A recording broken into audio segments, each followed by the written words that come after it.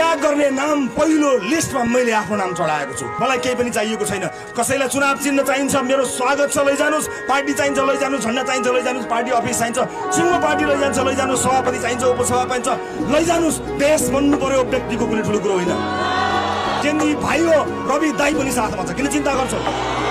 यस शहीदका आमाहरू हो, तपाईँहरू किन चिन्ता गर्नुहुन्छ? तपाईँका छोराछोरीहरूले बलिदानी दिए, हामी जिउँदो छैनौँ र त्यो रगत खेर जान दिँदैनौँ नि हामी। किन चिन्ता गर्नुहुन्छ? मैले कारागारमा जाँदा तपाईँहरूलाई भनेको थिइनँ र? तपाईँहरूलाई समस्या पर्यो भने रवि लामिछाने त्यही कारागारमा छ, नखुमा छ, आउनुहोस् भनेको थिएँ। आज म आउँछु तपाईँकोमा, तपाईँको घरमा आउँछु। म तपाईँको आँसु पुस्ने कोसिस गर्नेछु। म मात्र होइन, सिङ्गो रासोमा तपाईँसँग आउनेछ। एउटा पुस्ताका लागि मिल्ने हो भने पहिलो त्याग रवि लामिछानेले गर्छ।